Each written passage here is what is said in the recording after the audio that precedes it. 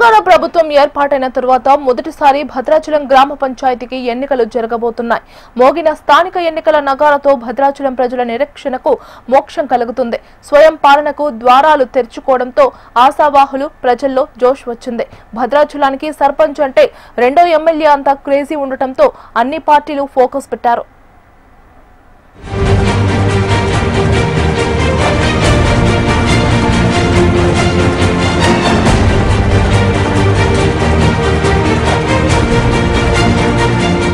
పదకొండేళ్లుగా భద్రాచలం స్థానిక సంస్థల ఎన్నికలకు నోచుకోలేదు. ఎన్నికల షెడ్యూల్ భద్రాచలం సర్పంచ్ ఎన్నికలకు ప్రభుత్వం గ్రీన్ సిగ్నల్ ఇచ్చింది. మొదటి విడతలోనే భద్రాచలం స్థానిక సంస్థల ఎన్నికలు జరగనున్నాయి. ఇప్పటికే నామినేషన్ల ప్రక్రియ ప్రారంభమైంది. డిసెంబర్ 11న ఎన్నికలు జరగనున్నాయి. డిసెంబర్ 3న అధికారులు అభ్యర్థుల జాబితా విడుదల చేయనున్నారు.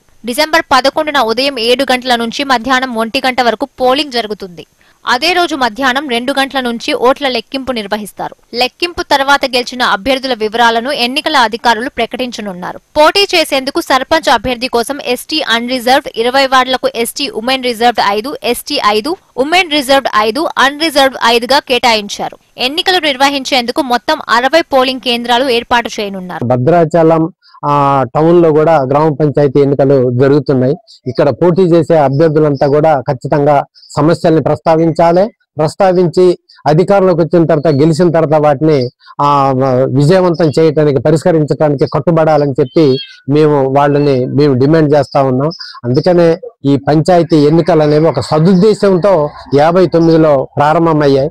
ఆ సదుద్దేశం పక్కకు పోయి దానికి భిన్నంగా జరుగుతున్నటువంటి పరిస్థితి ఉంది. అసలు ఎన్నికలంటే వాళ్ళ మనసుకి నచ్చిన వాళ్ళని గెలిపించుకోవాలని గాని సమస్యల పరిష్కారమైన ఒక ఆశ గాని లేకుండా పోయింది. మొత్తం ఆ మోసం జరుగుతున్నటువంటి పరిస్థితి. డబ్బులే ప్రజాస్వామ్యంగా వర్ధిల్లుతుంది. ఇది ప్రజాస్వామ్య విరుద్ధం, చట్ట విరుద్ధం. కనుక ఈ విషయం కూడా ప్రజలు ఆలోచించి మంచి అభ్యర్థులు గెలిపించుకోవటానికి, సమస్యలు పరిష్కరించుకోవటానికి ప్రయత్నం చేయాలని, అట్లా ఆలోచించాలని, డబ్బు ముఖం చూడొద్దని కూడా మేము ఓటర్ మహాశయులందరూ కూడా విజ్ఞప్తి చేస్తున్నాం.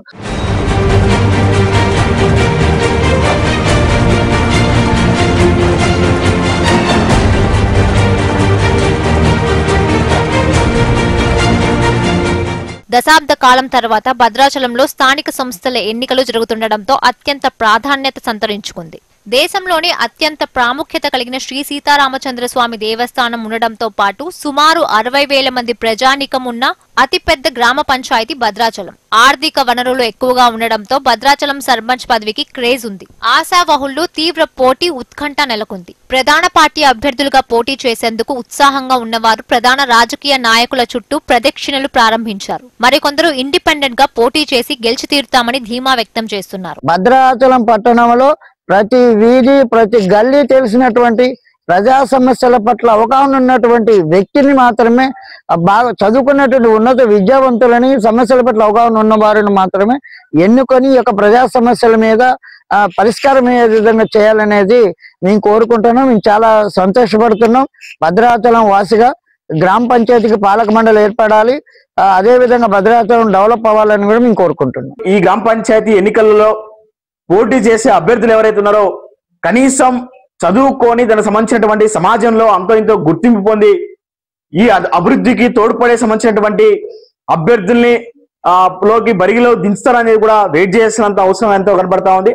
ముఖ్యంగా ఇక్కడ ఉన్నటువంటి భద్రాచలం సంబంధించినటువంటి ముఖ్యంగా ఉన్నటువంటి సమస్యలు, కరకట్ట సమస్య ఎక్కువగా ఉంది. ఏజెన్సీ చట్టాన్ని మొత్తాన్ని కూడా తొంగలో తొక్కి అప్స్టేర్ బిల్డింగ్లు కడతా ఉన్నారు. దాంతో పాటు ఇక్కడ దళారీ వ్యవస్థ ఎక్కువ అవుతా ఉంది. మోసపూరిత సంబంధించినటువంటి సమస్యలు ఎక్కువగా ఉన్నాయి. దాంట్లో ప్రజానికానికి కనీసం ఇల్లు లేకున్నటువంటి పరిస్థితి కనబడతా ఉంది. నిరుపేదలు ఉన్నారు, ఇందిరమ్మ ఇల్లు రాని పరిస్థితి, ఇట్లా అనేక సంబంధించినటువంటి సమస్యలు ఉన్నాయి. ఈ సమస్యల మొత్తాన్ని కూడా పరిష్కార మార్గం దొరకదా అని చెప్పేసి కూడా ఈరోజు భద్రాచలం పట్టణ వాళ్ళందరూ కూడా మేమంతా కూడా ఎదురు చూస్తా ఉన్నాం.